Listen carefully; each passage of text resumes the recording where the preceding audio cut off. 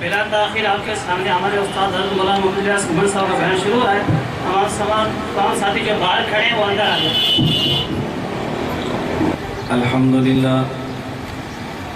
الحمد لله نحمده ونستعينه ونستغفره ونؤمن به ونتوكل عليه ونعوذ بالله من شرور أنفسنا ومن سيئات أعمالنا من يهده الله فلا مضل له ومن يضلل فلا هادي له ونشهد أن لا إله إلا الله وحده لا شريك له ونشهد أن سيدنا ومولانا محمدا عبده ورسوله أما بعد فأعوذ بالله من الشيطان الرجيم بسم الله الرحمن الرحيم اليوم أكملت لكم دينكم وأتممت عليكم نعمتي ورضيت لكم الإسلام دينا. عن العرباض بن سارية رضي الله عنه قال النبي صلى الله عليه وسلم فإنه من يعش منكم بعدي فسيرى اختلافا كثيرا فعليكم بسنتي وسنة الخلفاء الراشدين المهديين تمسكوا بها وعضوا عليها بالنواجذ وإياكم ومحدثات الأمور فإن كل محدثة بدعة وكل بدعة ضلالة. اللهم صل على محمد وعلى آل محمد كما صليت على إبراهيم وعلى آل إبراهيم إنك حميد مجيد. اللهم بارك على محمد وعلى آل محمد كما باركت على إبراهيم وعلى آل إبراهيم إنك حميد مجيد.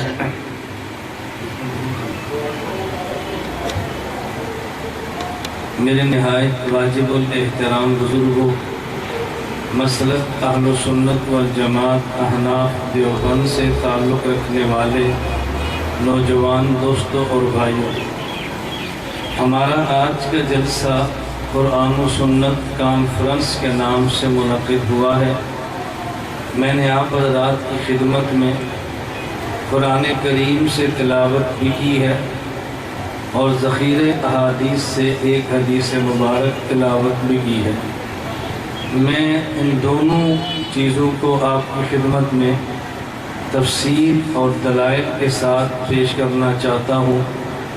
اللہ رب العزت ہمیں دلائل اخلاص کے ساتھ بات کہنے کی توفیق عطا فرمائے. بات سمجھ آئے تو حق جل مجدہ ہم سب کو قبول کرنے کی بھی توفیق عطا فرمائے. میں نے جو آپ کی خدمت میں آیت تلاوت کی ہے، اس آیت میں اللہ رب العزت نے فرمایا الیوم اکملت لکم دینکم، کہ میں نے تمہارا دین مکمل کر کے تمہیں عطا کر دیا ہے. معلوم ہوا کہ جو دین پیغمبر نے ہمیں دیا یہ دین کامل ہے. صرف سمجھنا یہ ہے کہ دین کامل کسے کہا جاتا ہے. بعض لوگ الفاظ ٹھیک استعمال کرتے ہیں لیکن اس کا مطلب غلط استعمال کرتے ہیں. لفظ ٹھیک بتائے جاتے ہیں اور دھوکہ الفاظ میں نہیں بلکہ معنی میں دیتے ہیں. ہم اہل سنت والجماعت احناف دیوبند والے قرآن بھی مانتے ہیں، حدیث بھی مانتے ہیں، خلفائے راشدین صحابہ کرام کو بھی مانتے ہیں، ائمہ اور فقہا کو بھی مانتے ہیں، قرآن بھی مانتے ہیں، حدیث بھی مانتے ہیں اور ہم فقہ بھی مانتے ہیں. ہم چونکہ یہ سب کچھ مانتے ہیں اور وہ لوگ جو کچھ مانتے ہیں کچھ نہیں مانتے، وہ ہمارے خلاف قرآن کی اس آیت کو پیش کرتے ہیں کہ قرآن کریم میں ہے الیوم اکملت لکم دینکم، اللہ نے کامل دین پیغمبر کے حوالے کیا۔ تو جب یہ آیت نازل ہوئی الیوم اکملت لکم دینکم، اس وقت امام اعظم امام ابو حنیفہ بھی نہیں تھے اور امام اعظم ابو حنیفہ کی تیار کردہ فقہ حنفی بھی نہیں تھی۔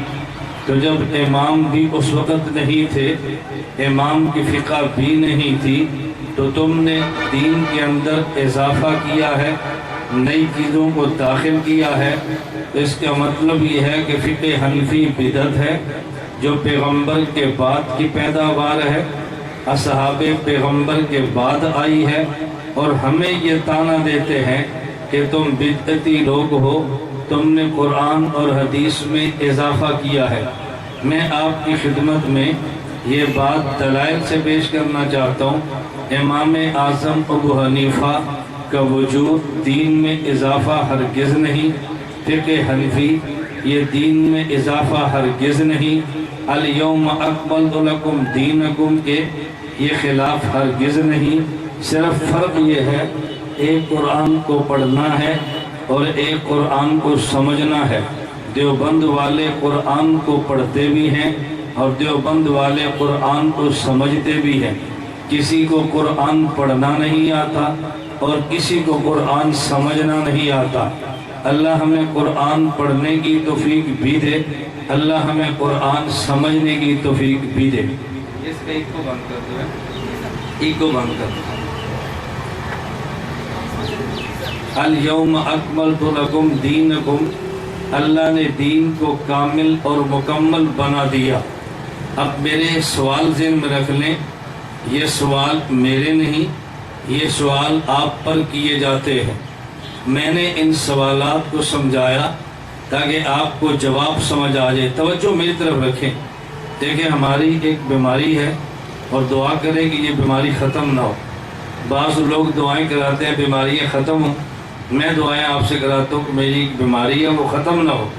میری بیماری یہ ہے کہ میں وقت کی پابندی کرتا ہوں، افراد کو نہیں دیکھتا، افراد تھوڑے ہیں زیادہ ہے، لوگوں نے آپ کے جلسے میں بھی آنا ہے، ان کے ذہن میں ہے کہ جمعے کے بعد کا اعلان ہے تو 4 بجے بیان شروع ہوگا، ابھی تو تلاوت تو نہیں ہے، پھر نعت تو نہیں ہے، پھر مقامی علماء نے اور مولانا صاحب تو بہت دیر سے آئیں گے۔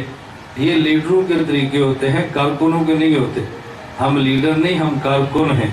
کارکن پہلے آتا ہے، لیڈر دیر سے آتے ہیں، اس لیے آپ لیڈر ہیں، آپ دیر سے آئیں گے۔ میں چونکہ کارکن ہوں، میں تو جمعے کی نماز سے بھی 1.5 گھنٹہ پہلے پہنچ گیا تھا۔ میں گزارش ہی کر رہا ہوں کہ ہماری بیماری ہے وقت کی پابندی کرتے ہیں، اور میری بات انہیں سمجھ آنی ہے جو پوری سنیں گی، جو مکمل نہیں سنتے ان کو پوری بات سمجھ نہیں آتی۔ آپ نے توجہ سے بات سمجھنی ہے۔ آپ دیکھیں میں نے پنکھا بند کرا دی ہے، یہ کیوں بند کرایا کہ آپ کے دل میں شیطان وسوسہ نہ ڈالے کہ یہ تو مزے سے ہوائیں لے رہے ہیں اور ہم گرمی کے اندر مر رہے ہیں۔ آپ کے دماغ سے بات چھٹک جائے کہ آپ گرمی برداشت کریں گے تو ہم بھی کریں گے، ہمارا پنکھا چلا گا تو آپ کے پنکھے بھی لگیں گے، نہیں ہوگا تو بغیر پنکھے کے سارے بیٹھیں گے۔ اب تو آپ کے ذہن میں نہیں آئے گا نا کہ ہم گرمی میں اور یہ سردی کے اندر بیٹھا ہوا ہے۔ ہم نے اپنا ایئر کنڈیشن بند کر دی ہے تاکہ تمہیں وسوسہ نہ ہو۔ وسوسوں کو صاف کرنا بہت ضروری ہوتا ہے، یہ بات توجہ سے آپ سمجھنا۔ الیوم اکملت لکم دینکم، اس کا مطلب کیا ہے کہ اللہ اعلان فرما رہے ہیں کہ میں نے دین کو کامل اور مکمل کر دیا ہے۔ اور ہمارے اوپر اعتراض کیا ہے کہ جب یہ قرآن کی آیت اتری تھی اس وقت قرآن تو تھا، جب یہ آیت اتری تھی حدیث پاک تو تھی، لیکن اس وقت امام اعظم ابو حنیفہ بھی نہیں تھے اور امام اعظم ابو حنیفہ کی فقہ حنفی بھی نہیں تھی، تو یہ دین میں اضافہ ہے، یہ بدعت ہے۔ اور حدیث پاک میں ہے من احدث فی امرنا لیس منہ فہو رد، جو آدمی ہمارے دین میں اضافے کرے یہ اضافہ مردود ہے۔ اور حدیث کا نام لے کے ہمیں یہ دھوکہ دیا جاتا ہے کہ تمہارے پاس اضافے اور بدعات ہیں، لیکن تو ہرگز نہیں، یہ غلط بات ہے۔ الیوم اکملت لکم دینکم کا پہلے معنی سمجھ لیں، پھر آپ کو گلے اور شکوے ختم ہو جائیں گے۔ अल-यौम अकमलतु लकुम दीनकुम का माना अल्लाह के पैगंबर के ऊपर जो आयत नाजिल हुई, इसका मतलब क्या है कि क़यामत तक के लिए जो चीज़ें दीन के लिए चाहिए थी वो अल्लाह ने अपने पैगंबर को दी हैं और पैगंबर ने हमें दी हैं। पैगंबर ने किसी बात को छुपाया हरगिज़ नहीं, जिसकी ज़रूरत थी उम्मत को अता किया है। उसमें एक वो भी है जो पैगंबर पे कुरान उतरा, उसमें वो भी है जो पैगंबर ने फरमाया, उसमें वो भी है जो पैगंबर ने अमल किया है, उसमें वो भी है जो पैगंबर ने जमात तैयार की है, उसमें वो भी है जिन्होंने आइंदा आना था और पैगंबर ने बशारत दी है।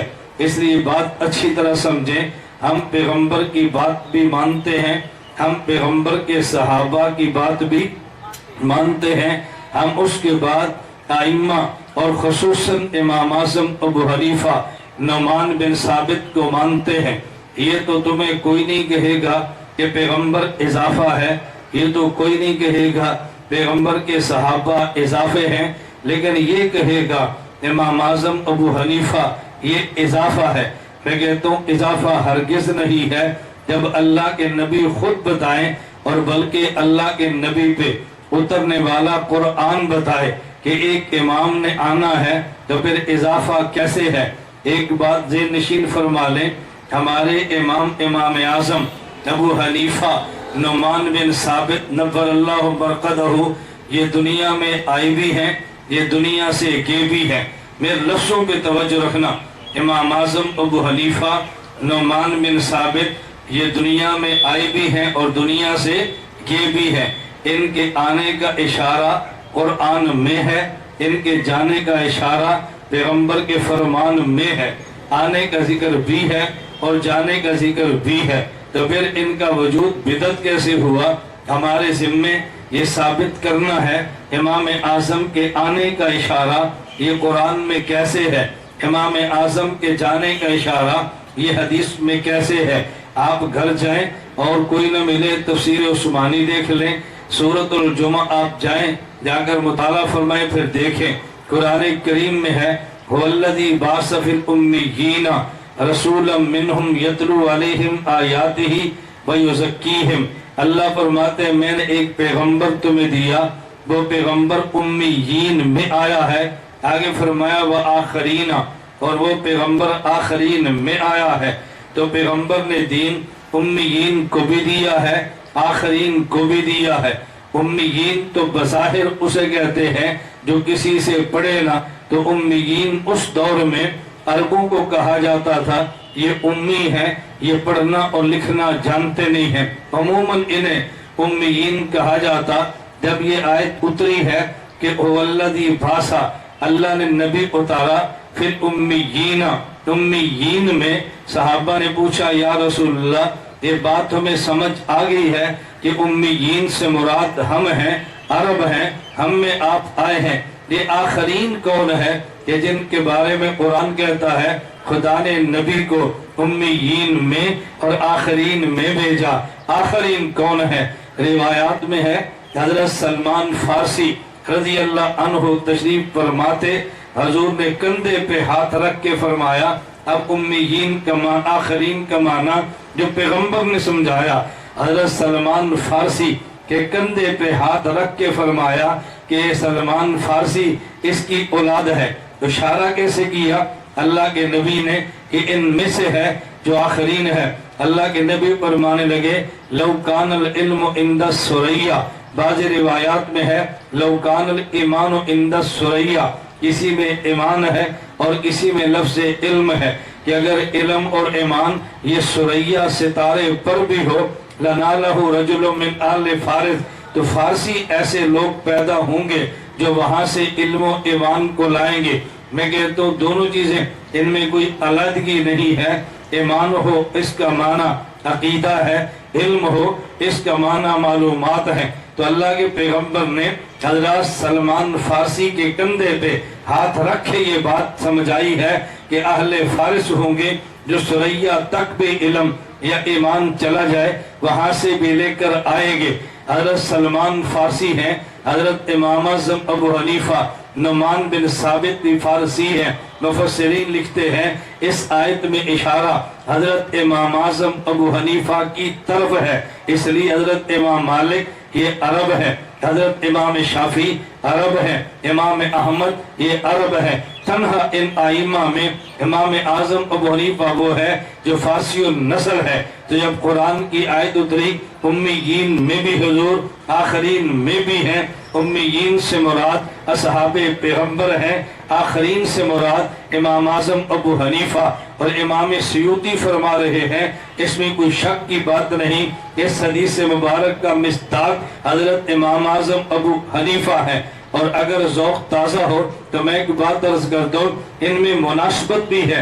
इमाम आज़म अबू हनीफा इस हदीस का मिस्दाक कैसे है?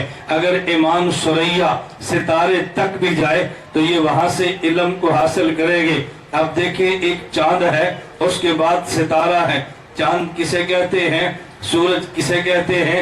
इल्म का चांद या इल्म का सूरज। ये कहते हैं पैगंबर के पैगंबर को, नबी को आफताब हिदायत कहते हैं। और उस आफताब हिदायत से रोशनी कौन लेता है? सितारे लेते हैं। उनमें एक सितारा सुरैया है। तो इधर आफताब हिदायत, उधर नजूम हिदायत। आफताब हिदायत पैगंबर है, नजूम हिदायत सहाबा है।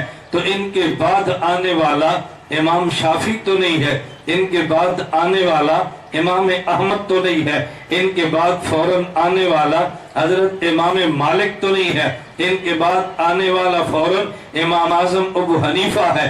अल्लाह के नबी ने फरमाया इल्म सुरैया तक भी हो तो फारसी नस्ल नौजवान वहां से लाएगा। इसका माना नबी आफताब इल्म है। जैसे इल्म मिला सहाबा को, वो सुरैया है और उन सुरैया तक पहुंचने वाला रजुल फारिस है जो इमाम आज़म अबू हनीफा है। यही वजह पैगंबर का इल्म मिला सहाबा को, सहाबा का इल्म मिला इमाम आज़म अबू हनीफा को। ये मेरी ज़बानी राय नहीं है।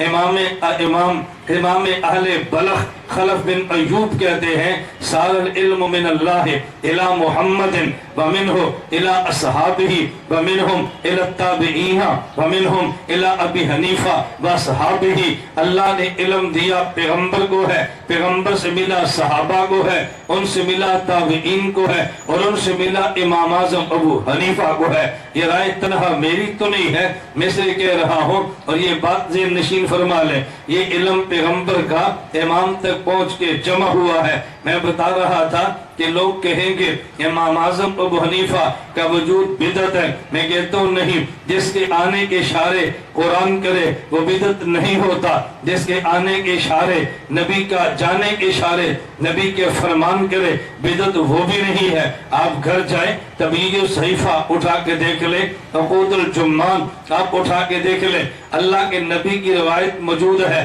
फरमाया मेरी उम्मत में ज़ीनत 150 हिजरी पे उठ जाएगी। मुहस्सिरीन मुहद्दिसीन लिखते हैं इसका मिस्दाक भी इमाम आज़म अबू हनीफा है। उनकी पैदाइश 80 हिजरी है, उनकी वफात 150 हिजरी है। अल्लाह के नबी ने फरमाया इस दुनिया की ज़ीनत 150 हिजरी में उठेगी। इसमें इशारा इमाम आज़म अबू हनीफा की तरफ है। तो शकरंड के दोस्तों मुझे बताओ, जिसके आने के इशारे कुरान करे, जिसके जाने के इशारे नबी का फरमान करे, वो बिदत कैसे हो सकता है? वो बिदत कैसे हो सकता है? लोग कहते हैं इमाम आज़म अबू हनीफा। मैं कहता हूँ बात समझें, अल यौम अकमलतु लकुम दीनकुम, ये अल्लाह के ने फरमाया ये दीन कामिल है। कामिल होने का माना ये है कि जो क़यामत तक आने वाली ज़रूरतें हैं वो कुरान ने दी है। क़यामत तक आने वाली ज़रूरतें दीनी कुरान पूरी करता है। दीन कामिल का माना ये है कि जो कुछ तुम्हें चाहिए वो कुछ कुरान ने बताया, जो कुछ तुम्हें चाहिए वो अल्लाह के नबी के फरमान ने बताया। तो इमाम आज़म अबू हनीफा का वजूद बिदत नहीं है। इनके आने के इशारे कुरान में है, इनके जाने के इशारे हदीस पाक में है और ऐसा होना भी चाहिए। मैं एक बात समझाने लगूं, वजह कुरान करीम में एक आयत है, फरमाया या अय्युहल्लज़ीना आमनू अतीउल्लाह व अतीउर रसूल وَأُولِي الْأَمْرِ مِنْكُمْ، ہمارے جلسے کا عنوان قرآن و سنت ہے۔ میں نے انہی دو لفظوں پہ آپ کی خدمت میں بات کرنی ہے۔ یا ایھا الذین آمنوا اطیعوا اللہ، اللہ کی بات مانو، وَأَطِیعُوا الرَّسُولَ، پیغمبر کی بات مانو، وَأُولِي الْأَمْرِ مِنْكُمْ، فقہا کی بات مانو۔ اولی الامر کا معنی فقہا ہے۔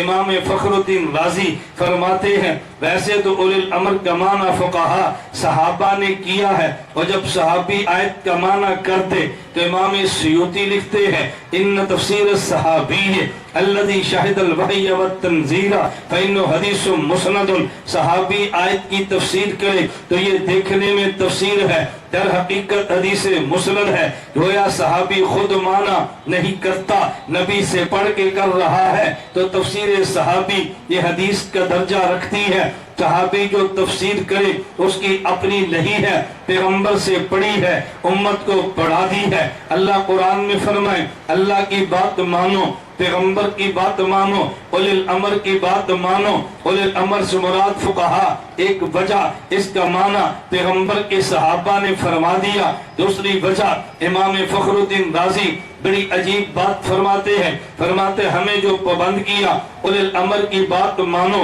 ہم کہتے ہیں اولی الامر سے مراد فقہا ہیں، بعض کہتے ہیں نہیں اولی الامر سے مراد فقہا نہیں، اولی الامر سے مراد حاکم ہے۔ امام رازی فرماتے ہیں حاکم کی بات تب ماننا فرض ہے جب وہ شریعت کے مطابق بات کرے، لا طاعت لمخلوق فی معصیت الخالق، اگر شریعت کے مطابق نہ کرے حاکم کی بات ماننا فرض نہیں ہے۔ تو یہ جو قرآن نے فرمایا حاکم کی بات مانو، یہ کب مانیں گے؟ جب حاکم شریعت کے مطابق بات کرے گا۔ اب دیکھنا یہ ہے یہ حاکم شریعت کی بات جو کرتا ہے شریعت کے مطابق بات کب کرے گا؟ یا خود شریعت کو جانتا ہے یا خود نہیں جانتا، شریعت کو جاننے والے سے پوچھ کے فیصلے کرتا ہے۔ اگر شریعت کو جانتا ہے اور پھر فیصلہ کیا تو صرف حاکم نہیں، یہ حاکم عالم ہے، اور اگر خود نہیں جانتا شریعت والے سے پوچھ کے فیصلہ کرے تو پھر بھی ہم نے بات مانی حاکم کی، حاکم نے بات مانی عالم کی، تو گویا بات تو عالم کی مانی ہے۔ اگر شریعت جانتا ہے تو حاکم عالم ہے، اگر نہیں جانتا حاکم ہے، عالم سے پوچھ کے فیصلے کرتا ہے تو بات عالم کی مانتے ہیں۔ وَأُولِي الْأَمْرِ مِنْكُمْ، پھر اس پہ ایک نقطہ ذہن نشین فرما لیں۔ جب بات چلتی ہے کہ 3 طلاق 3 ہے، ہم کہتے ہیں بھئی 3 طلاق 3 ہے، احادیث اپنی جگہ پہ، روایات اپنی جگہ پہ، بقیہ دلائل اپنی جگہ پہ، جب ہم پیش کرتے ہیں حضرت عمر بن خطاب کا فیصلہ رضی اللہ عنہ، ان کا فیصلہ ہے کہ 3 طلاق 2 تو 3 ہے۔ کبھی لوگ کہہ دیتے ہیں وہی حضرت عمر کا فیصلہ یہ سیاسی تھا، ہم نہیں مانتے۔ میں نے کہا سیاسی کا معنی وہ نہیں ہے جو ہمارے ہاں سیاست کا معنی ہے، وہاں سیاسی کا معنی مسلط ہوا کرتا ہے۔ وہ جی سیاسی ہے، ہم عمر کی بات کیوں مانیں؟ میں نے کہا بات توجہ سے سمجھنا، جب قرآن نے کہا اولی الامر منکم، بات اولی الامر کی مانو، ہم نے کہا اولی الامر کا معنی فقیہ ہے، تم نے کہا اولی الامر کا معنی حاکم ہے۔ تو جب عمر فیصلہ فرمائے 3 طلاق 3 ہے تو پھر ماننی چاہیے، تم بھی مانو ہم بھی مانو۔ کیوں؟ اس لیے اولی الامر کا معنی ہم نے کہا فقیہ ہے، تم نے کہا حاکم ہے۔ حضرت عمر فقیہ بھی تھے، حاکم بھی تھے، فقیہ ہے، ماننا تب بھی ضروری ہے۔ اولی الامر سے مراد حاکم ہو تب بھی فیصلہ ماننا ضروری ہے۔ حضرت عمر فقیہ بھی ہے، حضرت عمر حاکم بھی ہے۔ ہم نے کہا اولی الامر کا معنی فقیہ ہے، تم نے کہا اولی الامر کا معنی حاکم ہے۔ عمر حاکم بھی ہے، فقیہ بھی ہے، ان کا فیصلہ ہر حال میں ماننا چاہیے، کیونکہ علماء ایک بڑی تعداد میں تشریف فرما ہے۔ میں حدیث مسلم پہ ایک بات کرنے لگا، عوام کو نفع یقیناً ہوگا، عوام سے بڑھ کے علماء کو ہوگا۔ 3 طلاق کے عنوان پہ جو دھوکہ دیا جا رہا ہے اور اس میں حدیث مسلم کو پیش کیا جا رہا ہے، ہم کئی جوابات اس کے دیتے ہیں، زیادہ جوابات کی حاجت نہیں ہے۔ اگر صحیح مسلم کی حدیث مبارک کو سمجھ لیا جائے جوابات کی حاجت رہتی ہی نہیں ہے۔ وہ کیوں؟ صحیح مسلم میں روایت موجود ہے، حضرت عبداللہ بن عباس رضی اللہ عنہما فرماتے ہیں کانت طلاق، توجہ رکھنا، کانت طلاق अला अहद रसूलिल्लाह कानत तलाको अला अहद रसूलिल्लाह बखिलाफत अबी बकरिन बसनतैन मिन खिलाफत उमर तला से वाहिदतन। तवज्जो, जो मैं तर्जमा करने लगा हूं इस तर्जमे पे ख्याल करना, कभी तुम्हें उलझन नहीं आएगी। हजरत अब्दुल्ला बिन अब्बास फरमाते हैं कानत तलाको फी अहद रसूलिल्लाह व खिलाफत अबी बकरिन व सनतैन मिन खिलाफत उमर तलाक़ुस सलास वाहिदतन। इस हदीस का तर्जुमा समझना। इब्न अब्बास फरमाते हैं अल्लाह के नबी के दौर में 3 तलाक की बजाय एक देते। हजरत सिद्दीक अकबर की खिलाफत के दौर में 3 की बजाय एक देते। हजरत उमर की खिलाफत के इब्तिदाई 2 सालों में 3 की बजाय एक देते। जब हजरत उमर का दौर आया तो लोगों ने 1 की बजाय 3 देनी शुरू कर दी। हजरत उमर ने फरमाया इन्न नास कद इस्ताजलू फी अमरिन कानत लहुम फीही अनात। इन लोगों ने जल्दी उस मामले में की है जहां गुंजाइश मौजूद थी। फलो अमज़ैनाहु अलैहिम फअमज़ाहु अलैहिम, है हम पे नाफिज क्यों ना कर दो, फिर नाफिज कर दिया। अब बताओ ये दलील उनकी है या हमारी है? तर्जुमा समझे। हजूर के दौर में 3 तलाक की बजाय एक देते। हज़रत सिद्दीक़ अकबर की खिलाफत में 3 की बजाय एक देते। हज़रत उमर की इब्तिदाई खिलाफत के 2 सालों में 3 की बजाय, बोलो, 3 की बजाय। तो जब देते ही एक थे होनी कितनी थी? वो देते ही एक थे होनी कितनी थी? नहीं समझ आ रही। और जब तलाक एक देते तो कितनी होनी थी? 1 होनी थी ना। आप कहते हैं 3, और देते ही एक थे तो होनी कितनी थी? नहीं समझ आ रही बात। हजूर के दौर में तलाकें कितनी देते? बोलो।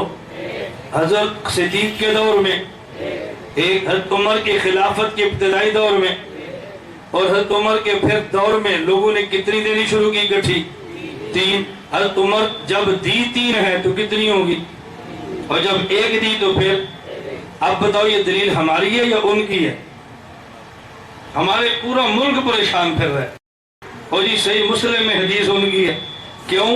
हम पहले तर्जमा गलत कर लेते हैं फिर फंस जाते हैं। वो तर्जमा क्या करते हैं कि जी अल्लाह के नबी के दौर में 3 तलाक 1 होती, सिद्दीक़ अकबर के दौर में 3 1 होती, हज़रत उमर की खिलाफत के इब्तिदाई 2 सालों में 3 1 होती। फिर उमर ने फतवा दिया कि 3 तलाक दोगे तो 3 होंगी। अब गैर मुकल्लिद नाचता है भाई, जब नबी 3 को 1 कहें, सिद्दीक 3 को 1 कहें, यही जुर्म जाकिर नाइक ने किया है, वो भी ये बात कहता है। और जी उमर का फतवा 3 2 तो 3 है।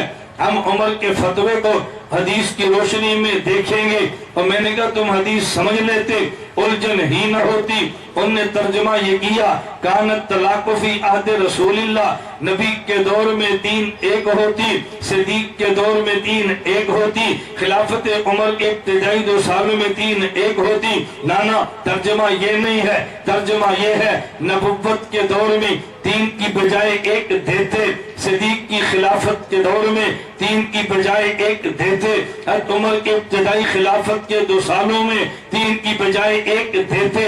जब देते 1 थे होनी भी 1 थी। उमर का दौर आया, लोगों ने 3 देनी शुरू कर दी। फरमाया जब गुंजाइश मौजूद थी 1 देते 1 हो जाती, तुमने गुंजाइश खत्म करके इकट्ठी 3 दी है। उमर 1 कैसे कह सकता है जब तुमने खुद ही गुंजाइश खत्म कर दी है? तो 3 दोगे तो 3 होंगी। जब 3 दोगे तो 3। तवज्जो रखना, मैंने शुरू में कहा था इस मसले को उलमा समझे, अवाम बाद में समझ ले, पहले उलमा इसको समझे बात को। आप कहेंगे ये तर्जुमा कैसे कर लिया कि 3 की बजाय 1 होती? अभी कल मीरपुर खास में थे, उलमा ने कहा हमने तो पहली बार सुना है। मैंने कहा आपने मेरा बयान जब पहली बार सुना है तो तर्जुमा ही पहली बार सुनेंगे ना। बात अच्छी तरह समझना, ये कैसे तर्जुमा की है? कुरान करीम में है अजअल आलिहता इलाहम वाहिदा।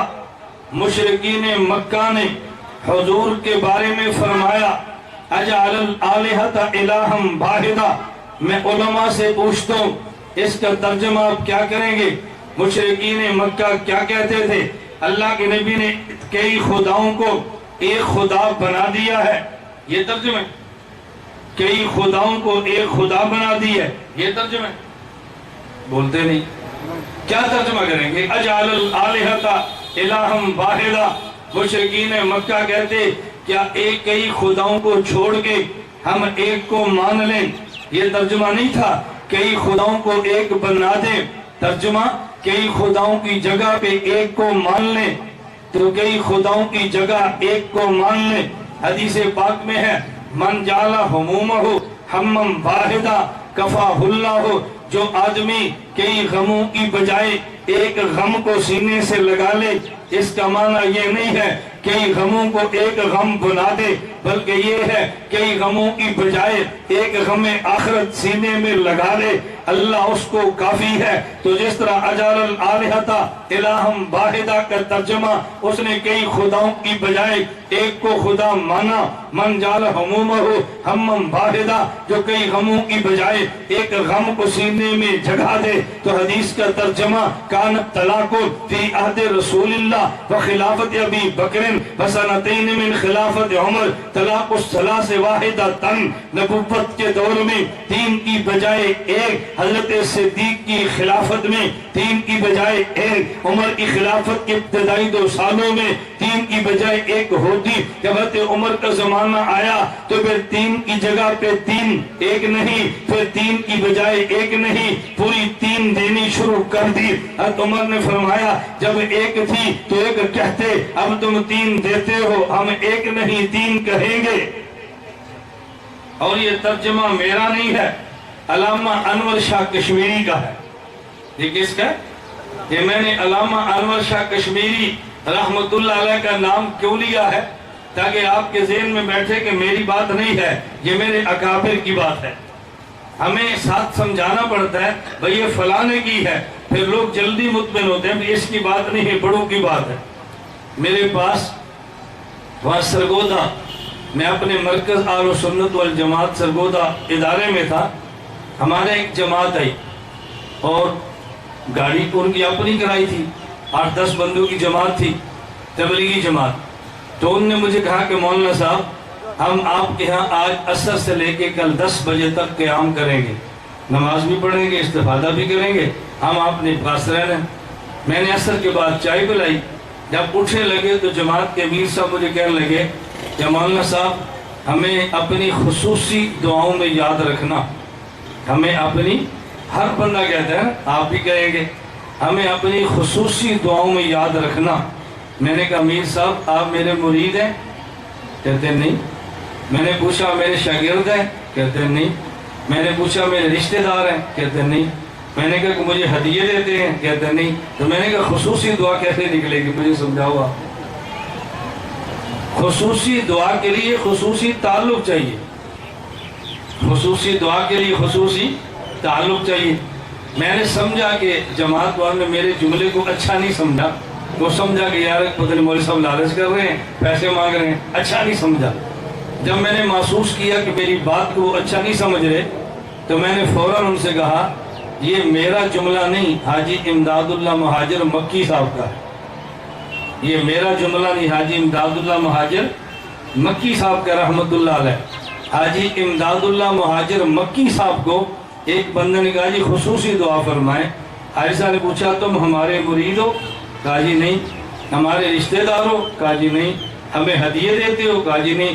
فرمایا خصوصی دعا کے لیے بیٹا خصوصی تعلق چاہیے، خصوصی تعلق کے بغیر خصوصی دعا نہیں ہوتی۔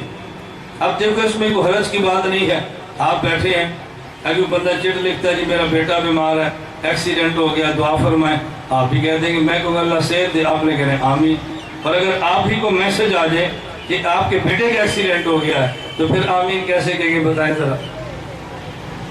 اب دیکھیں بیٹے کے ایکسیڈنٹ کی خبر آئی تو آمین کا لہجہ اور ہے، اور ویسے چٹ سٹیج پہ پڑھ دے تو آمین کا لہجہ اور ہے۔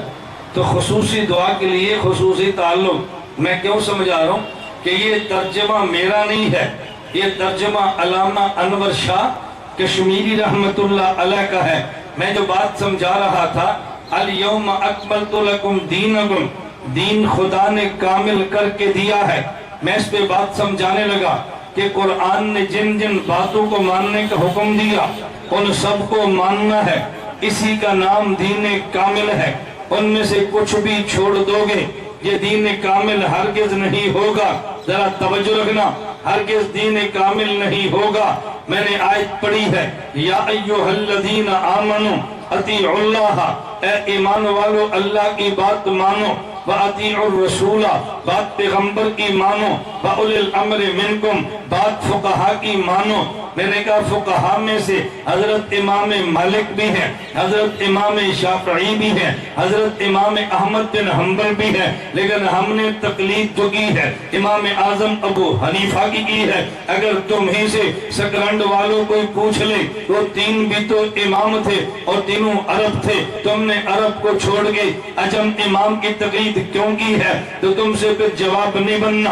امام مالک عرب ہے، امام شافعی عرب ہے، امام احمد عرب ہے، امام حنیفہ عجم ہے، تو تمہیں کوئی کہے بھئی تقلید کرنی جو تھی تو عرب کی کر لیتے، عجم کی کیوں کی ہے؟ آپ نے سینہ تان کے کہنا ہے کہ نہیں نہیں، تقلید تو پہلے امام اس کی کرنی ہے جو عجم ہو۔ وہ پوچھے گا یہ کیوں؟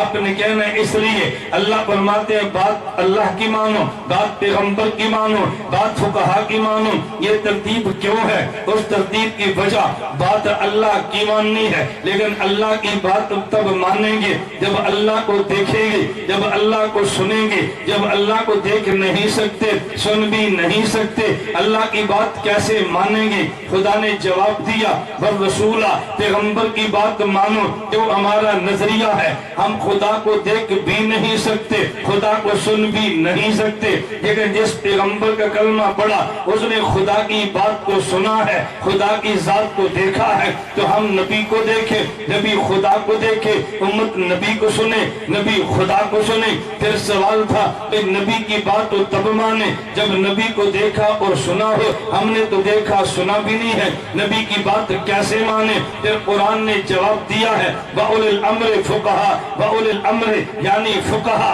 تم فقہا کی بات مانو۔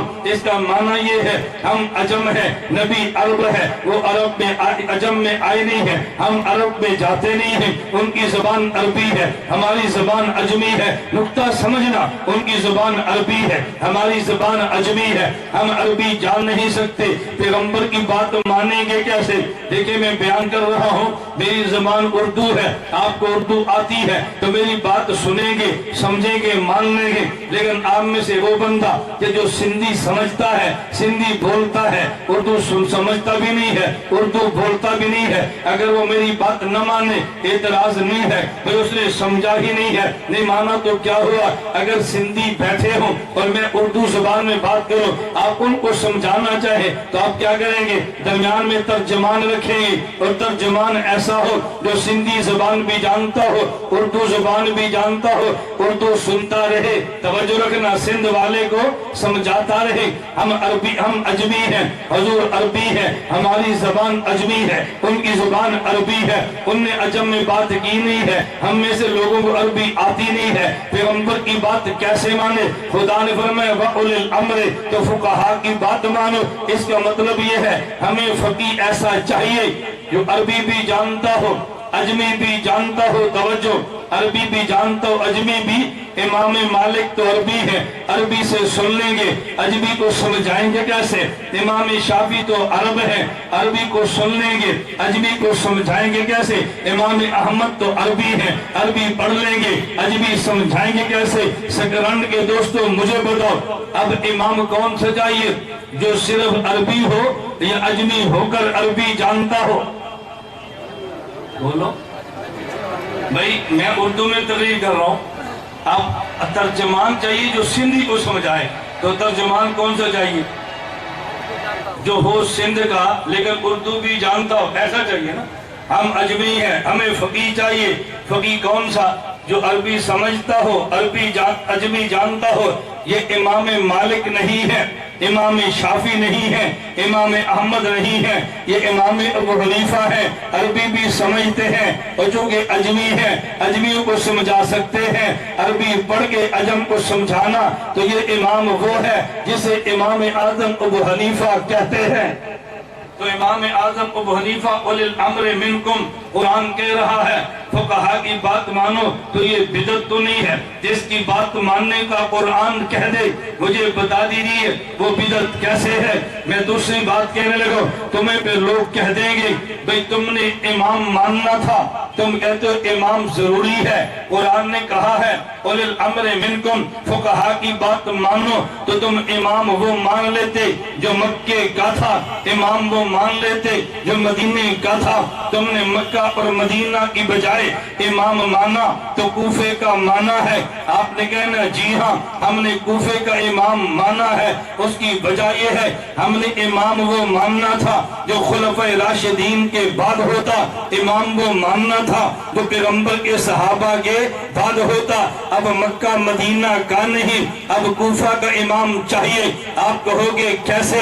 मैं कहता हूँ वजह एक बड़ा है और एक छोटा है। ज़ाब्ता ये है जहाँ पे बड़ा काम करके जाता है छोटा वहीं से काम लेके चलता है।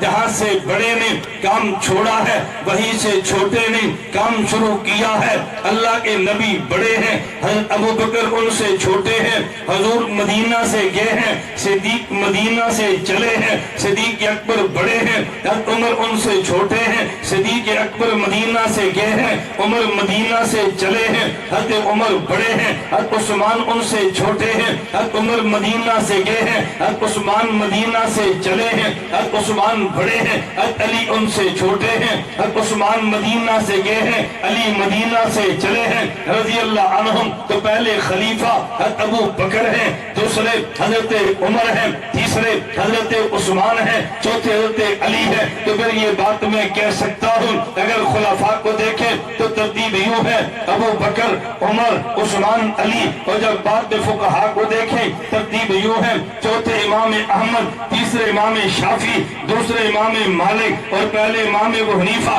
खुलफाए राशिदीन में आखिरी अली और मुर्तजा हैं और फुकहा में पहले इमाम अबू हनीफा है। तो खलीफा राशिद आखिरी जहां से जाएगा पहला इमाम वहां पे आएगा अली और मुर्तजा। अगर मक्का से जाते तो पहला इमाम मक्का में आता अली और मुर्तजा, मदीना से जाते तो पहला इमाम मदीना में आता। आखिरी खलीफा जब कूफा से गया है तो पहले इमाम ने कूफा में आना है। हजरत अली का जाए शहादत ये कूफा है, इमाम हनीफा का जाए विलादत ये कूफा है। तो जो आखिरी का जाए शहादत हो वो पहले का जाए विलादत है। जहां से आखिरी गया है वहीं पे पहला आया है। तो पहले इमाम को मक्का में आना चाहिए, मदीना में आना चाहिए या कूफा में? बोलिए भाई, पहले इमाम को मक्का में आना चाहिए, मदीना में आना चाहिए या कूफा में? कूफा में। एतराज की बात कौन सी है? इसे ये न को ये बाद की बात है, ना ये पैगंबर की बातें हैं तो न समझे, कसूर हमारा तो नहीं है। मैंने पहली बात कुरान से समझाई है उलिल अम्र मिनकुम, नबी की बात मानो फिर फुकहा की मानो, लेकिन फकीह वो चाहिए जो अरबी को समझे, अजमी को समझाए।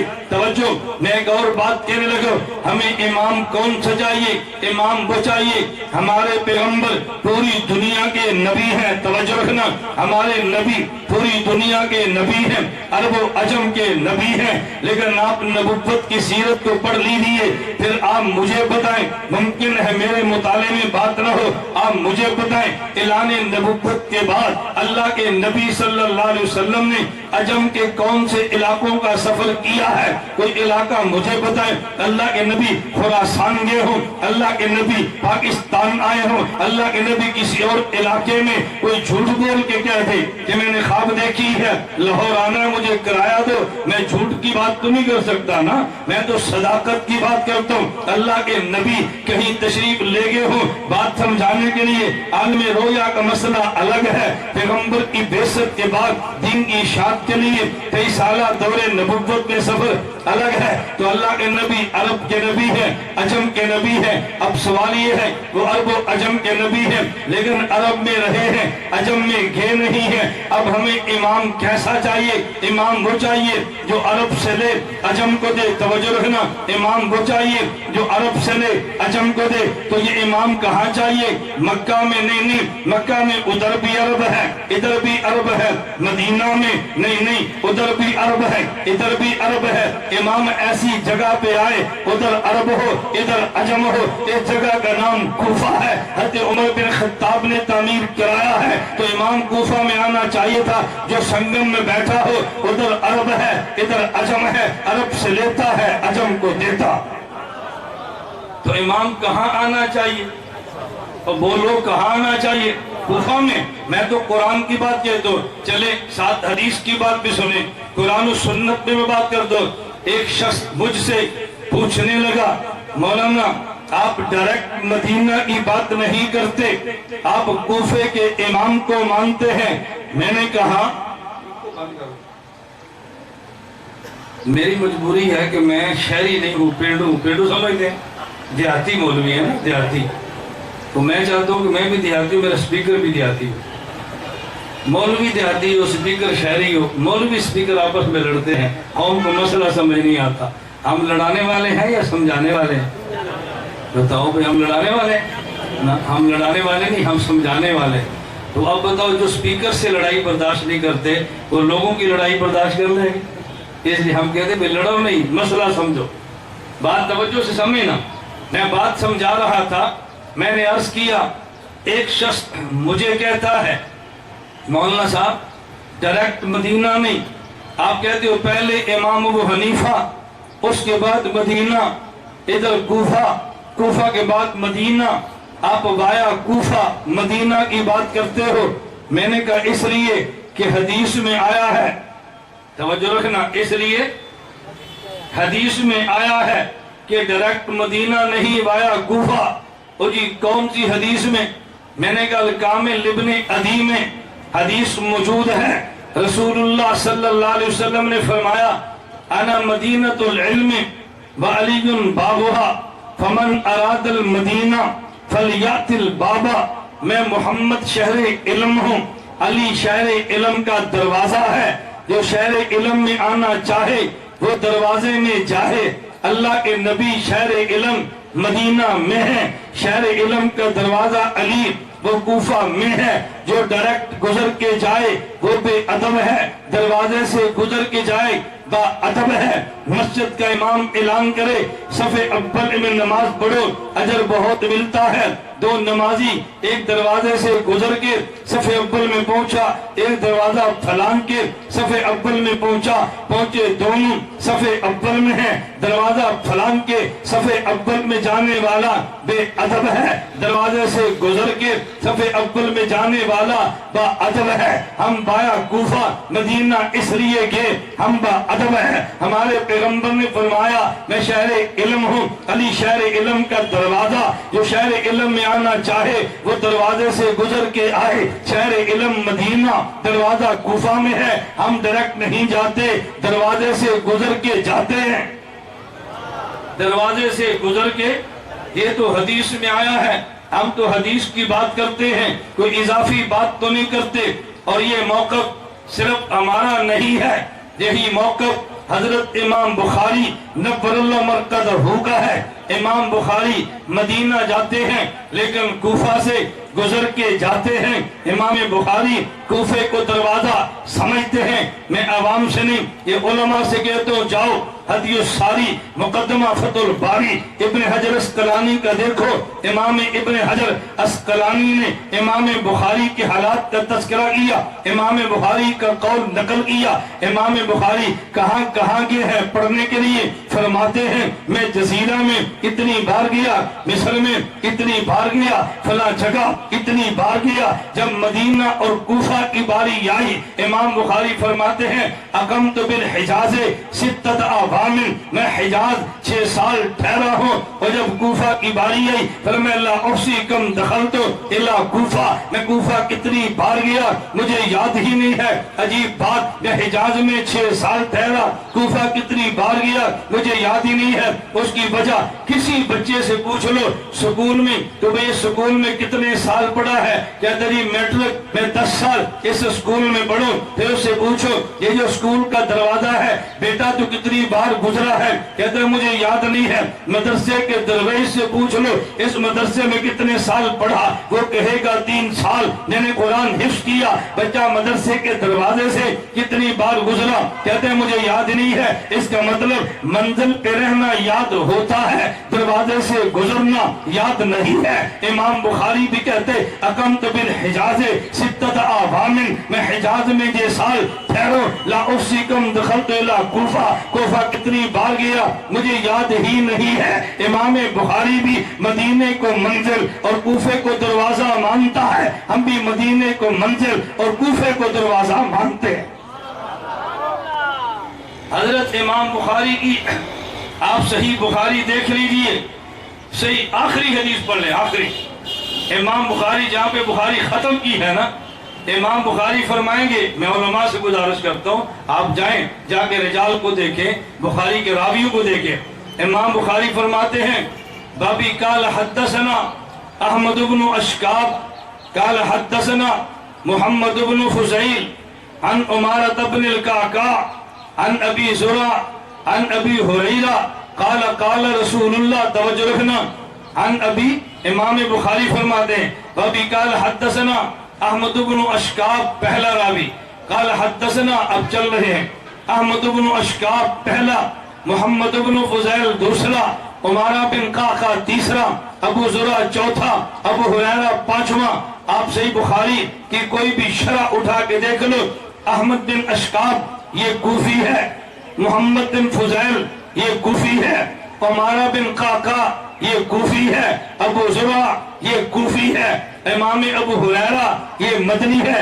امام بخاری وایا کوفہ مدینہ جا رہا ہے، بابی قال حدثنا احمد بن اشکاب کوفہ، قال حدثنا محمد بن فضیل کوفہ، عن عمارة بن القعقاع یہ کوفہ، عن ابی زرع یہ کوفہ، آگے عن ابی ہریرہ یہ مدینہ۔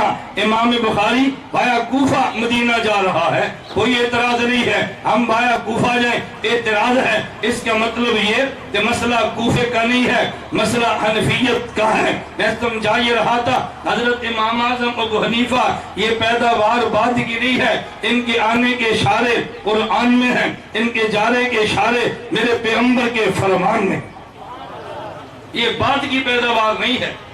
حضرت امام اعظم ابو حنیفہ کی فقہ حنفی، پہلے میں نے امام پہ بات کی ہے، اب فقہ پہ بات کرنے لگا ہوں۔ جو شروع سے آئے تھے نا ان کو تو میری بات پوری سمجھ آئے گی میں کیا کہنا چاہتا ہوں، اور جو شروع سے نہیں ہے ان کو پوری بات تو سمجھ نہیں آنی۔ میں نے پہلے آپ سے کہا تھا نا کہ ہماری بیماری ہے، ہم وقت کی پابندی کرتے ہیں۔ میرا کسی بھی جلسے پہ جو ٹائم کا اعلان ہو، آپ یقین کر لیں کہ 10 بندے ہو 10,000 ہو، ہم نے پورے وقت پہ شروع کر دینا۔ لوگ کہتے ہیں انتظار کرو کچھ آ رہے ہیں، میں نے کہا جو آ رہے ہیں ان کی وجہ سے ان کو کیوں سزا دیتے ہو جو آئے بیٹھے ہیں؟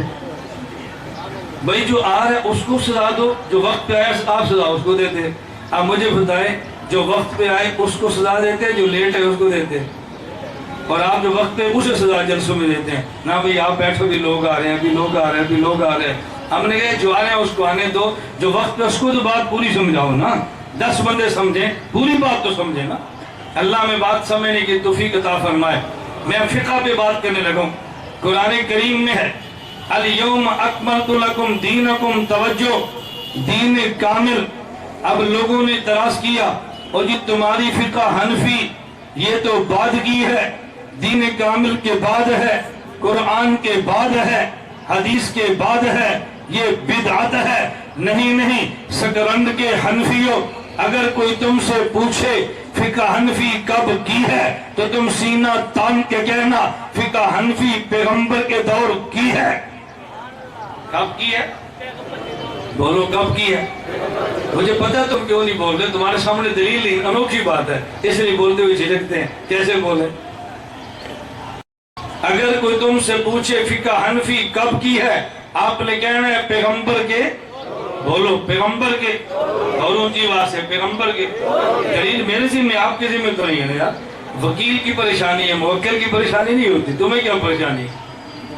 اگر کوئی پوچھے فقہ حنفی کب کی ہے، آپ نے کہنا ہے رسول اللہ صلی اللہ علیہ وسلم کے دور کی ہے۔ کوئی بندہ کہے گا امام اعظم ابو حنیفہ نبی پاک کے دور میں تھے، آپ نے کہنا ہے نہیں، تو جب وہ نبی پاک کے دور میں نہیں تھے تو فقہ حنفی نبی کے دور میں کیسے؟ آپ فٹ سوال کریں کہ یہ جو صحیح بخاری تمہارے پاس موجود ہے، اس صحیح بخاری میں جو اللہ کے نبی کی حدیثیں ہیں یہ پیغمبر کے دور میں تھی؟ وہ کہے گا جی ہاں یہ حدیثیں نبی کے دور میں بھی تھی۔ آپ پوچھئے امام بخاری نبی پاک کے دور میں تھے؟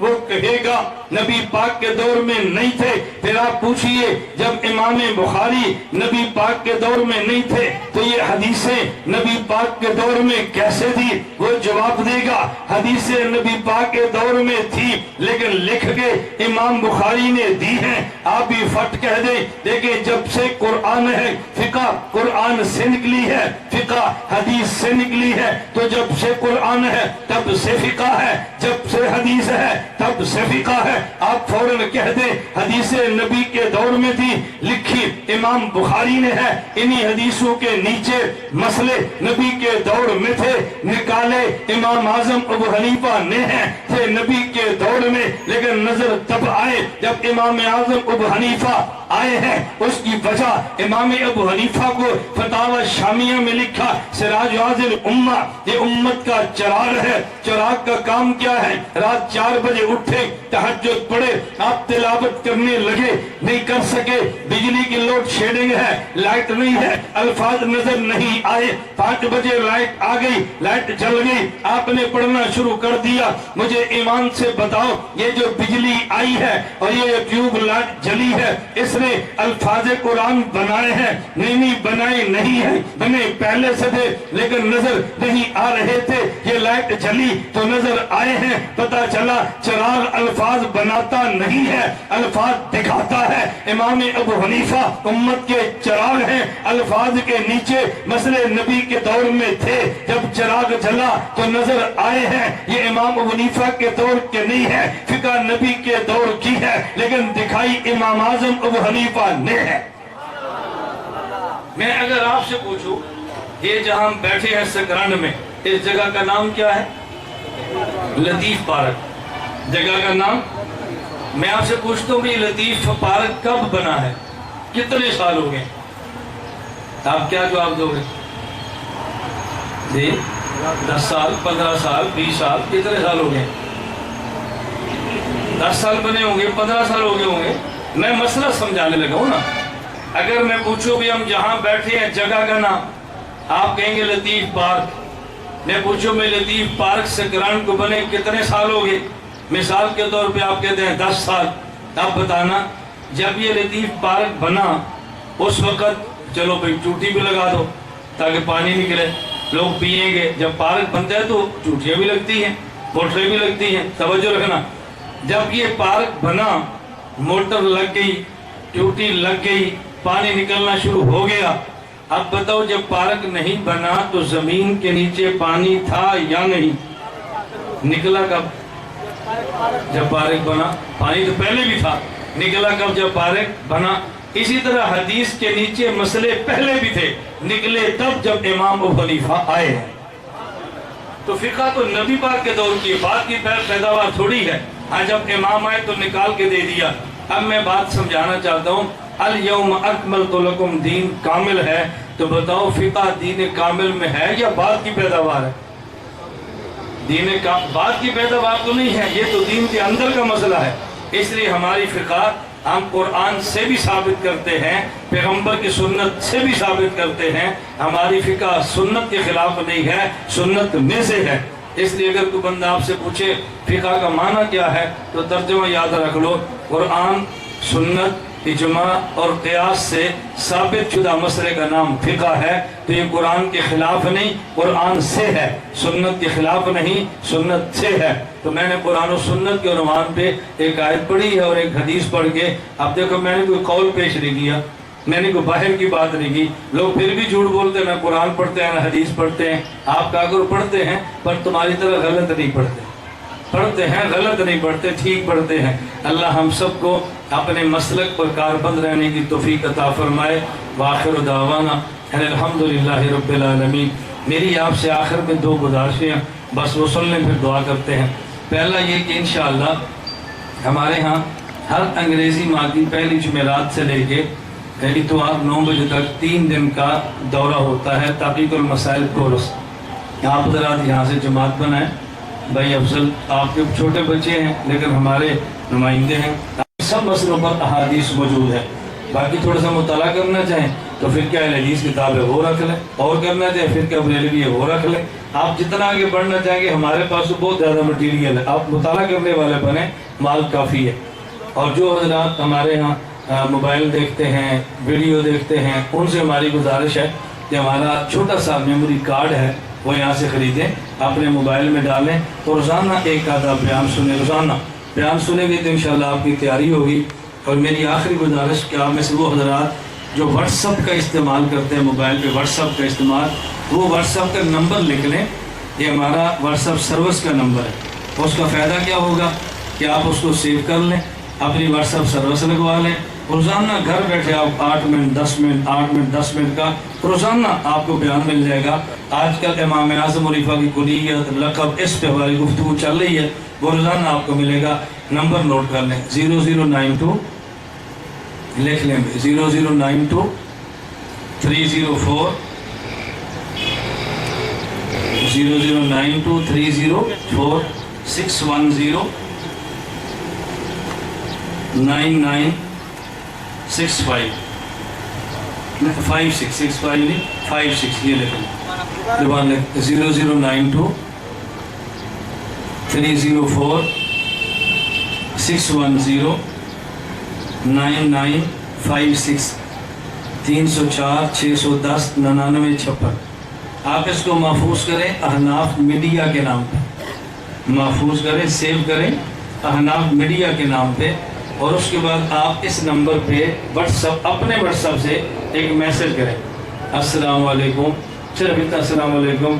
مثال کے طور پہ عبدالرحمن سکران ضلع نواز, بس اتنا لکھ دیں, آپ کو سمجھ جائیں گے بھی کیوں میسج آیا ہے. اور دوسرے دن آپ کی انشاءاللہ یہ واٹس ایپ پہ سروس شروع ہو جائے گی. مولانا صاحب میں نے سنا ہے کہ امام حنیفہ شیعہ فقہ کے امام جعفر صادق کے شاگردوں میں سے ہیں. امام جعفر صادق تو شیعہ نہیں تھے, علی شیعہ تھے, تو علی کا شاگرد ہونا کو بری بات ہے. امام جعفر بھی شیعہ نہیں تو ان کا شاگرد ہونا بری بات تھوڑا, تو فخر کی بات ہے.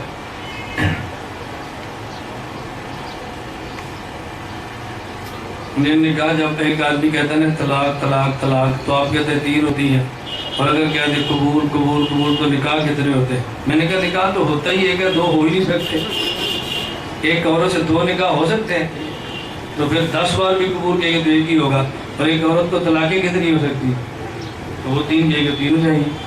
اگر نکاح ایک سے زائد ایک عورت سے ہو سکتے ہیں نا, تو 3 قبول قبول سے 3 نکاح ہوتے ہیں. نکاح ہوتا ہی ہے کہ ہاں, چھوڑنے کے لیے بات ذہن میں رکھنا, نکاح ایک کیوں ہے اور 3 طلاقیں کیوں ہیں؟ اس لیے کہ جب عورت کسی کے ساتھ آ گئی ہے, یہ مذاق بازی نہیں ہے, سوچ سمجھ کے جب وہ قبول کرے آ گئی ہے. اب اس کو نکالنے کے لیے شریعت جلد بازی نہیں کرتی, شریعت موقع دیتی ہے.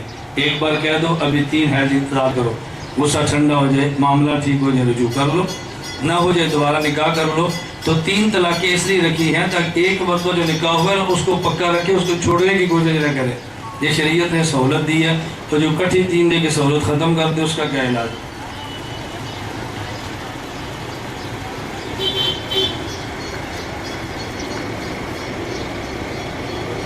اب یہ بعضوں کے پاس عقل نہیں ہے, مجھے چٹ پڑھ کے سمجھ آتی, شرم آتی ہے. کہتا ہے جی آپ نے قرآن کی آیت پڑھی ہے الیوم اکملت لکم, الیوم اکملت کا معنی ہے کہ آج دین کامل ہو گیا, آج. تو جس دن آیت نازل ہوتی وہ دن مراد ہے. اگر اس دن کو مان لیں تو حضور اس کے بعد 82 دن زندہ رہے ہیں, تو جو حضور نے بعد میں احادیثیں دی وہ دین میں اضافہ تھا, جو بعد میں جو آیتیں اتری ہیں وہ پھر قرآن میں اضافہ تھا. الیوم سے مراد خاص دن نہیں ہے, الیوم سے مراد حضور کا زمانہ ہے. ہمیشہ الیوم کا معنی یہ نہیں ہوتا یا ایھا الذین آمنوا اتقوا اللہ ولتنظر نفس ما قدمت لغد. ہر بندہ سوچے کل کے لیے کیا ہو جائے. اب یہ کل سے مراد ہفتہ نہیں ہے, کل سے مراد قیامت کا دن ہے.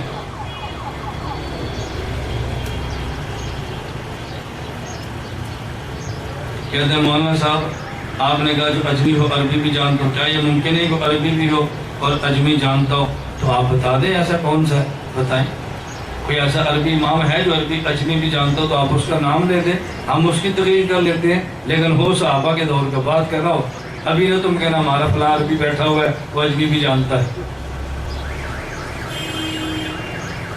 سیاہ خضاب کا داڑھی پر لگانا شرم، اس کا کیا حکم ہے؟ یہ میرے بارے میں پوچھا کہ تم نے کیوں لگایا؟ بس ادب کی ایک براہ راست نہیں پوچھا۔ ایک بات یاد رکھ لیں، اگر بندے کی داڑھی سفید ہو عمر کی وجہ سے اس کو کالا کرنا جائز نہیں ہے۔ عمر تھوڑی ہو داڑھی سفید ہو کسی مرض کی وجہ سے اس کو کالا کرنا جائز ہے۔ میں بوڑھا نہیں ہوں کہ میری بہت عمر ہو گئی، 70 سال کا ہو گیا ہوں، اب میں نے کالی کر لی، میری تو عمر اتنی زیادہ نہیں ہے۔ اور دوسری بات یہ ہے کہ بالکل سیاہ کالا ہو تو پھر حرام ہے۔ اگر سیاہ کالے کے اندر سرخی مائل رنگ شامل کر لیں تو یہ حرام نہیں، یہ جائز ہے۔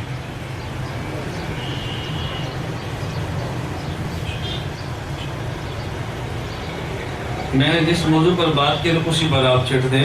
اس نے کہا یہ بات بریلوی کہتے ہیں، فلاں مولوی نے چیلنج کیا تھا، نہ مجھے کسی نے چیلنج کیا نہ میں کسی سے دوڑوں، جھوٹ کے نہ پاؤں ہوتا ہے نہ سر ہوتا ہے۔ اصل میں بعض لوگ چٹے کیوں دیتے ہیں بھی آج باری ہونے کی اگر چٹ دو تاکہ موضوع بدل جائے، تو آپ موضوع نہ بدلیں، آپ موضوع پر چیٹے دیں، آج تمہاری باری ہے پھر کسی اور کی صحیح۔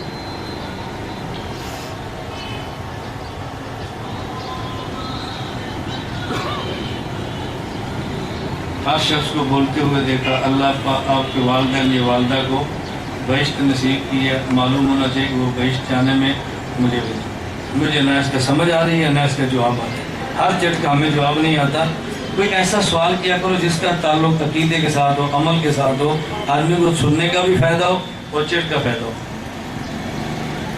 جمعیت کا پرچم بھی، جمعیت کا پرچم ہمارا پرچم ہے۔ جمعیت دیوبندی جماعتوں کی ماں کا درجہ رکھتی ہے، اس لیے ماں کا سب کو احترام کرنا چاہیے۔ اس سے زیادہ بات تو میں کچھ نہیں کہہ سکتا۔ فضائل مال کی تعلیم کرنا کس حدیث سے ثابت ہے؟ تو فضائل مال خود حدیث کی کتاب ہے، تو حدیث کو پڑھنا تو حدیث سے ثابت ہے نا۔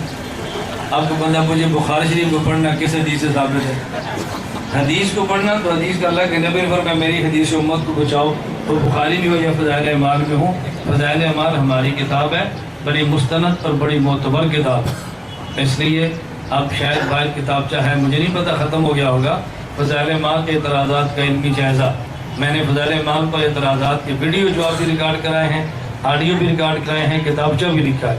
جس طرح جمعیت علماء اسلام ہماری ہے، اسی طرح تبلیغی جماعت بھی ہماری ہے، یہ دونوں ہماری جماعتیں ہیں۔ بس فرق اتنا ہے کہ جب الیکشن ہو تو جمعیت کو ووٹ دیں اور جب رائے بینڈ ہو سارے وہاں چلے جائیں، دونوں بات کے رائے بینڈ بھی ہمارا ہے، جمعیت بھی ہماری ہے، دونوں ایک دوسرے کے ساتھ۔ نماز جنازہ کے بعد دعا مانگنا کیسا ہے؟ نماز جنازہ کے فوراً بعد تو نہیں، دفن کے بعد دعا مانگنا سنت سے ثابت ہے۔ مکہ مدینہ میں شادی شدہ لوگ ہم بستری کرتے ہیں، کیا جائز ہے؟ ان کی اولاد کہاں سے پیدا ہوتی ہے؟ کیا جائز ہے؟ کیسے سادے لوگ ہیں؟ دیکھیں اس میں چٹ لکھی ہے، عقیدہ حیات النبی صلی اللہ علیہ وسلم کو نہیں مانتا، مولانا فضل مان صاحب ان کے ساتھ بیٹھے، اس پر آپ کیا کہیں گے؟ آپ اس پر ایک واقعہ سن لیتے کہ بات سمجھ آئے۔ واقعہ کیا ہے؟ ایک جلسہ تھا، امیر شریعت عطا اللہ شاہ بخاری رحمۃ اللہ علیہ کا بیان تھا، اور یہ نقیب ختم نبوت میں چھپا ہے۔ مولانا صدیق شیخ الدین خیر المدارس اس کے راوی ہیں، ان نے لکھا ہے۔ حضرت شاہ صاحب نے تقریر کی تو ایک بندے نے چٹ کی، شاہ صاحب نے بیان کیا اور صدارت تھی مولانا خیر محمد جلندری صاحب۔ کسی بندے نے مسئلہ پوچھا کہ شاہ جی آپ یہ فرمائیں کہ غیر مقلدین کی پیچھے نماز ہو جاتی ہے؟ امیر شریعت عطا اللہ شاہ بخاری رحمۃ اللہ فرمایا ہو جاتی ہے۔ اب شاہ جی بیٹھ گئے تو مولانا خیر محمد جلندری اٹھے، انہوں نے فرمایا بھی جلسے کا میں صدر ہوں، میری صدارت میں جلسہ ہے، میں حق کے صدارت میں ایک بات کہنا چاہتا ہوں اگر مجھے اجازت ہے۔ اسٹیج والوں نے کہا جی اجازت ہے۔ امیر شریعت حضرت مولانا خیر جلندری فرمانے لگے مرزائیوں کو کافر قرار دینے کے لیے کس کس کو ساتھ رکھنا ہے یہ مولانا عطا اللہ شاہ بخاری کا کام ہے، اور مسلح پر کس کو کھڑا کرنا ہے یہ مولانا خیر محمد جلندری کا کام ہے۔ اہل سنت کون ہے، اہل بدعت کون ہے، یہ ہمارا کام ہے، اور ووٹ لے کر اسمبلی میں کس کو ساتھ رکھنا ہے یہ مولانا فضل مان صاحب کا کام ہے۔ پنجاب میں کانفرنس، لاہور میں اسلام زندہ باد کانفرنس، مجھے بلایا تو میں نے کہا بھی اسلام کسے کہتے ہیں میں بتاتا ہوں، زندہ باد کیسے ہوگا جمعیت بتائیے؟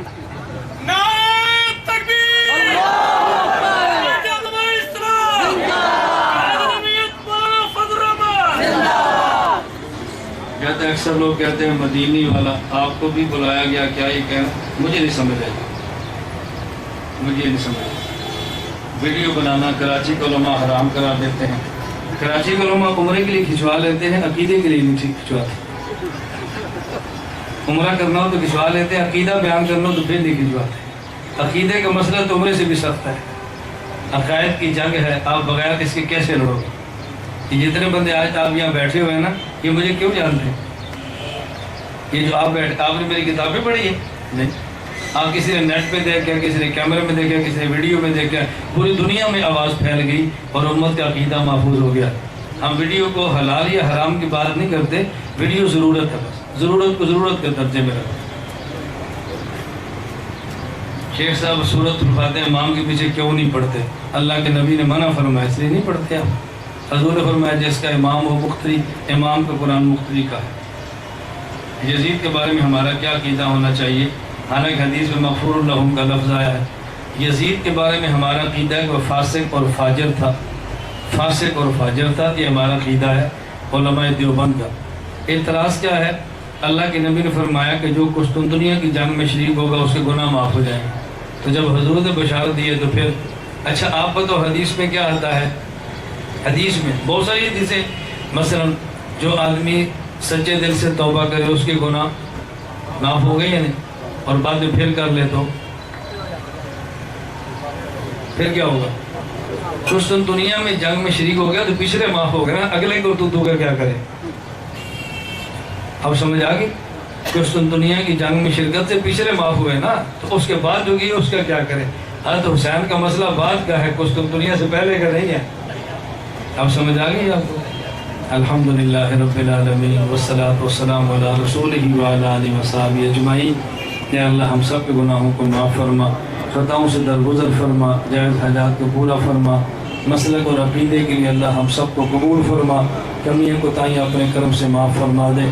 وصلی اللہ تعالی علی رسول خیر خلقہ محمد وآلہ وصحبہ اجمعین برحمتک یا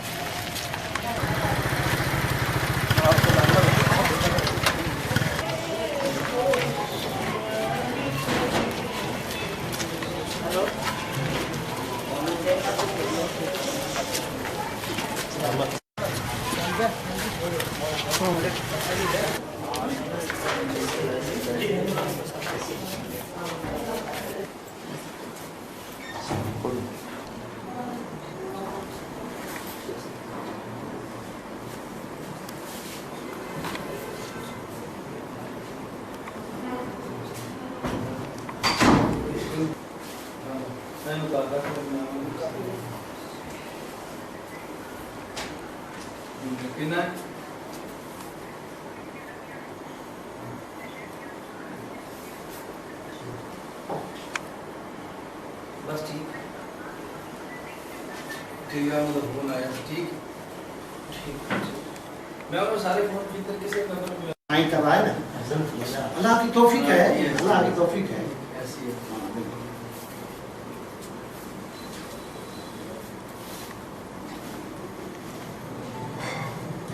یہ میموری کارڈ یہ بڑے کام کرتے ہیں، یہ چھوٹے چھوٹے کتاب جو ہے نا، ابھی علمات اہل سنت اس نے تو اتنا کام کیا ہے، جو چھوٹا بڑا رکھ کر بس وہ بابا یہ دیکھو لکھا پڑا ہے، نہیں مانتے چھوڑو بس، ہمارے پاس تو دلیل ہے بس بس الحمدللہ الحمدللہ۔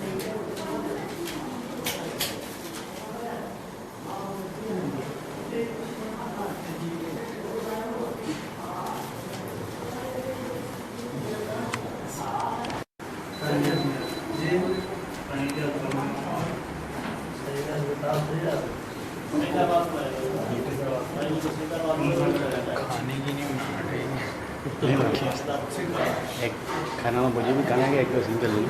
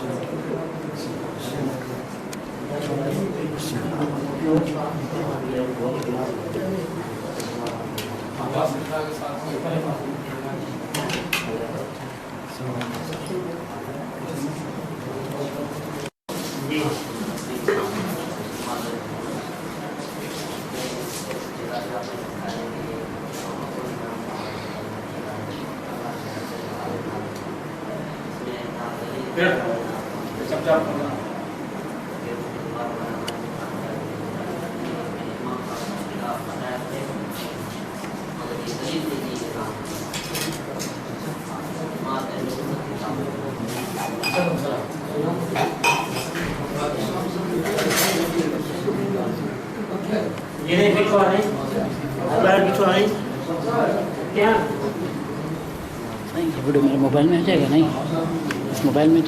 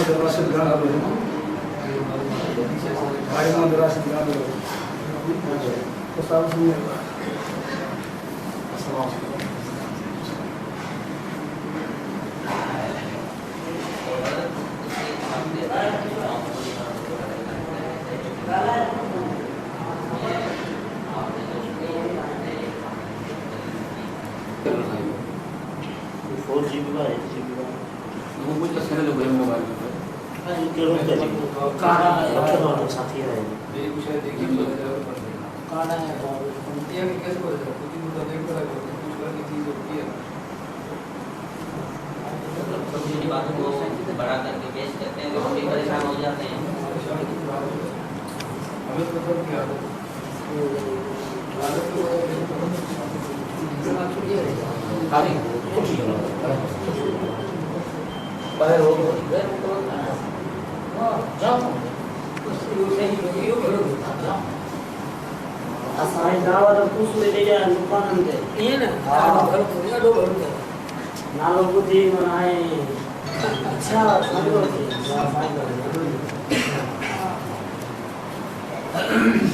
غیر مسلم کل پرسوں دعوت دی دکان میں ہمارے دوست ہیں نا آپ کا نام مولانا مارا ادھر سکرن میں ڈر کے میرے کافی دوست کو جی جی کیوں ایسے میں ذرا سوتا ہوں